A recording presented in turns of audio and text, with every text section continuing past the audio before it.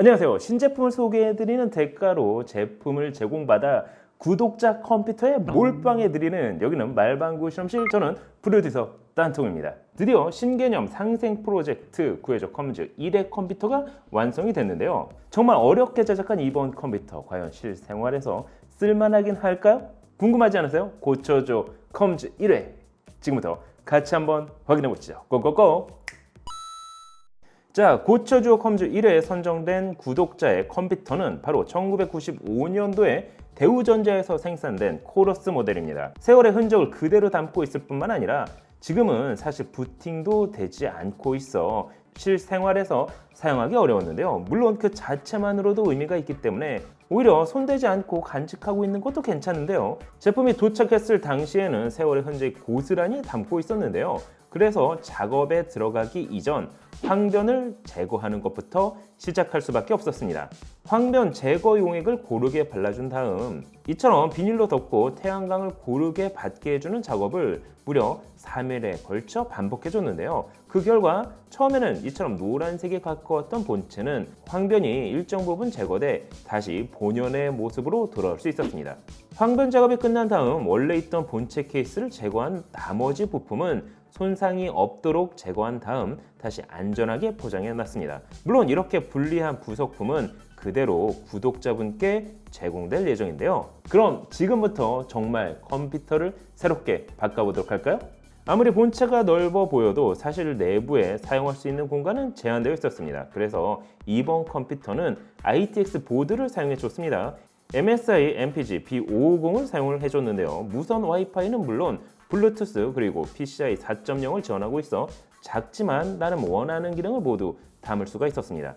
여기에 데스크탑의 심장이라고 할 수 있는 프로세서는 AMD에서 출시한 5600X를 사용해줬습니다. 이미 게이밍 데스크탑에 들어갈 정도로 높은 성능을 보일 뿐만 아니라 경쟁 모델인 인텔 11세대 i7 11700K보다도 높은 퍼포먼스를 보이고 있었는데요. 물론 가격대를 낮추려면 하위 모델인 11세대 i5 11400을 선택할 수도 있지만 한번 구매하면 5년 정도 사용할 걸 감안하면 8만원 정도 내외 비용이 더 들더라도 성능 높은 5600X를 사용하는 게 좋다고 생각이 드는데요. 거기에 램은 대만 팀그룹에서 생산한 T-Crate DDR4 3600MHz 클럭을 지원하는 16GB 램 2개 총 32GB 램을 사용해줬습니다. 방열판까지 지원하고 있는 모델이라 고사양 데스크탑 구성으로도 나쁘지 않았는데요. 특히 저장 장치는 시게이트에서 출시한 파이어쿠다 520 1TB를 사용해줬습니다.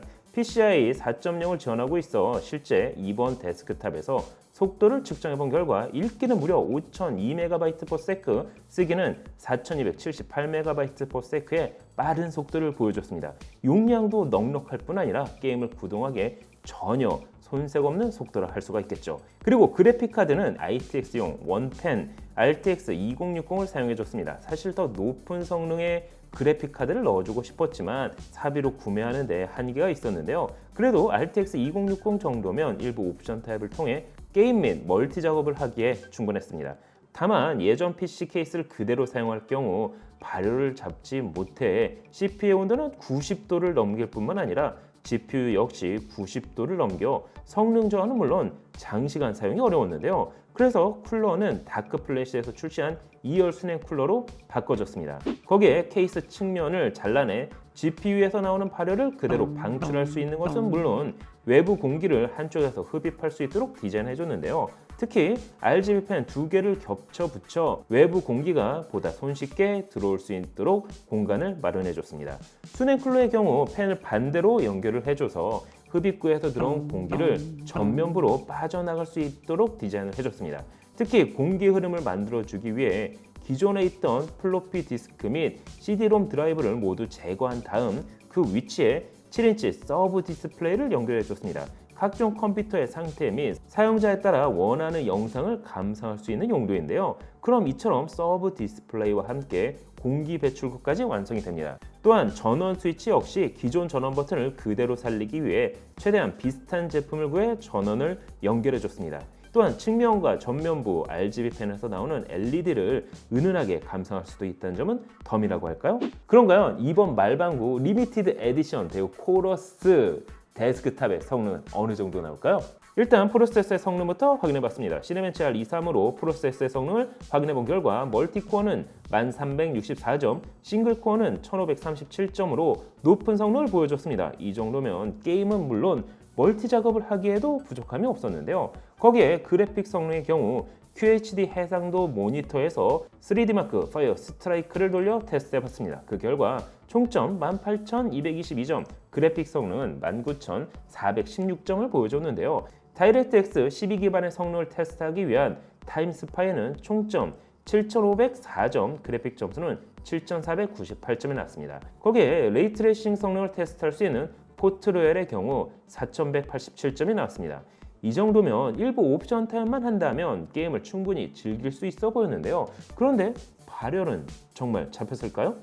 시네벤치 R23으로 테스트하는 동안 프로세서의 온도는 58도를 넘어서지 않았습니다. 심지어 평균 47도 정도를 유지해줬는데요. 또한 GPU 역시 타임스파이 벤치를 돌리는 경우 온도가 74도 정도를 보여줬습니다. 사실 원팬임을 감안한다면 처음보다는 온도를 무려 20도 정도 낮출 수가 있었는데요. 물론 실제 게임에서 역시 온도 유지는 비슷했습니다. 그럼 실제 게임은 어느 정도 돌아갈까요? FHD 해상도가 아닌 QHD 해상도에서 테스트해봤습니다. 첫 번째 게임은 배틀그라운드를 울트라 옵션 테이고 맵에서 플레이해봤습니다. 그 결과 최하 프레임은 40, 평균 프레임은 131, 최대 프레임은 221을 보여줬는데요. 이 정도면 배그는 옵션 타협 없이 충분히 즐길 수 있어 보였습니다. 두 번째는 오버워치를 매우 높은 옵션에서 실제 게임을 플레이해봤는데요. 그 결과 최하 프레임은 80, 평균 프레임은 106, 최대 프레임은 163 정도를 보여줬습니다. 세 번째는 콜 오브 듀티 콜드 워를 중간 옵션 레이트 레이싱 및 DLSS를 활성화한 상태에서 미션을 플레이해봤습니다. 그 결과 최소 37프레임, 평균 71프레임, 최대 170프레임 정도를 보여줬는데요. 울트라 옵션까지는 아니지만 그래도 일부 옵션 타협을 한다면 레이트 레이싱을 활성화한 상태에서도 충분히 게임을 즐길 수 있었습니다. 네 번째는 사이버펑크를 높은 옵션 RTX는 비활성화, DLSS는 성능으로 플레이해봤습니다. 사실 워낙 고사양의 게임이라 옵션을 타협하지 않으면 프레임이 나오기 어려운 게임인데요. 실제 플레이를 해본 결과 이 정도 옵션에서는 최소 35프레임, 평균 58프레임, 최대 101프레임 정도를 보여줬습니다. FHD가 아닌 QHD 해상도를 감안하면 사실 60프레임 방어는 가능해 보였는데요. 특히 고사양의 게임 플레이하는 동안 CPU의 온도는 58도 내외, GPU의 온도는 75도 내외를 보여 온도로 인한 문제도 없어 보였습니다. 물론 그로 인해 외관이 많이 변경된 건 저 역시 아쉽긴 했는데요. 하지만 여기서 끝이면 고쳐줘 컴즈가 아니겠죠? 실제 게임과 영상 작업 역시 할 수 있도록 주연테크의 프리미엄 게이밍 모니터를 준비해봤습니다. 27인치 QHD 해상도를 지원하는 것은 물론 LG 나노 IPS를 탑재했는데요. 거기에 sRGB 100%, DCI-P3는 96%의 풍부한 색전율을 지원합니다. 165Hz의 고주사율과 1ms의 빠른 반응 속도 역시 지원하고 있어 게임과 영상 작업을 하기에도 문제가 없었습니다. 밝기는 400니트로 밝을 뿐만 아니라 AMD FreeSync와 G-Sync 컴패티블 역시 지원합니다. 거기에 내장 스피커를 탑재하고 있어 별도 스피커 없이 영상 및 게임을 즐길 수 있었는데요.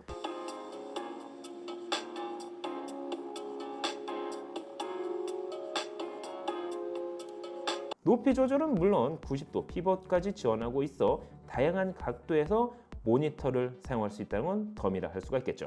앤틱한 본체와 최신형 모니터 다소 어색할 수는 있지만 사용하기에 이만한 조합도 없을 것 같습니다. 거기에 체리사의 MX 스위치가 적용된 게이밍 키보드를 준비했습니다.